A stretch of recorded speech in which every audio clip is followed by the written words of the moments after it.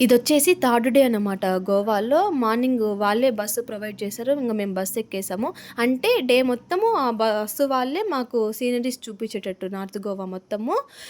దాంట్లో ఏముందంటే ఒక ఫోర్టు, మామూలుగా ఒక 2, 3 బీచెస్ చూపిచ్చారు.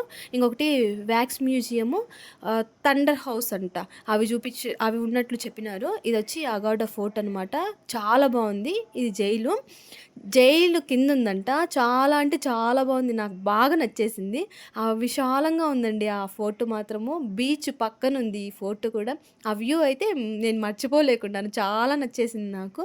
ఇంకొంచెం అలా తిరిగేసి కానీ ఎండలు మాత్రం ఘోరంగా ఉన్నాయి. నెక్స్ట్ వచ్చేసి ఏదో బీచ్‌కి తీసుకెళ్లారు. నాకసలకి ఆ బీచ్ పేర్లు గూడా గుర్తులేవు తెలుసా? ఏవో కొత్తగా ఉన్నాయి. పలకడానికి గూడా నాకు రావటం లేదు. మొత్తానికి నేనున్న స్టే గూడా నాకు తెలీదు తెలుసా? ఇదే బీచు. చాలా నచ్చేసింది. చాలా బావుండది.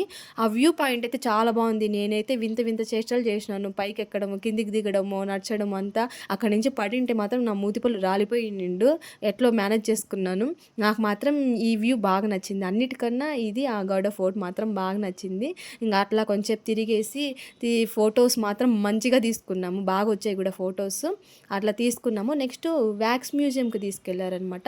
వ్యాక్స్ మ్యూజియంలో ఏంటంటే 90స్ 3D మూవీ చూపిచ్చారు. ఫస్ట్ టైమ్ ఎక్స్‌పీరియన్స్ చాలా బాగా నచ్చింది. నెక్స్టు వ్యాక్స్ స్టాచ్యూస్ ఉన్నాయన్నమాట. అక్కడ చాలామంది అంటే ఫేమస్ అయిన వాళ్ళ స్టాచ్యూస్ పెట్టారు. వాటిలో ఫోటోస్ తీసేసుకొని నెక్స్ట్ థండర్ హౌస్ అంట. థండర్ హౌస్ అంటే ఏంటంటే మనం చేతులు అట్లా పెడితే మనకు ఒక షాక్ వచ్చినట్లు చూపిస్తుందంట. పోయి ఎవరన్నా షాక్ కావాలని చెప్పి కోరుకుంటారా? మరి నాలాంటి వాళ్ళు. అందుకే నేనైతే పోలేదు. దానికి మళ్ళీ ఎక్స్‌ట్రా చార్జ్ అంట 500. సో, అవసరమా అని చెప్పి వదిలేసినాము. నెక్స్ట్ ఇది ఫిష్ అక్వేరియము. ఇదైతే మోర్ దాన్ 50 టైప్స్ ఉన్నాయి తెలుసా? ఫిషెస్‌లో రకాలు. చాలా నచ్చేసింది నాకు. ఇదండి మా గోవా ట్రిప్. మీకెలా అనిపించిందో కామెంట్ చేయండి. Thanks for watching.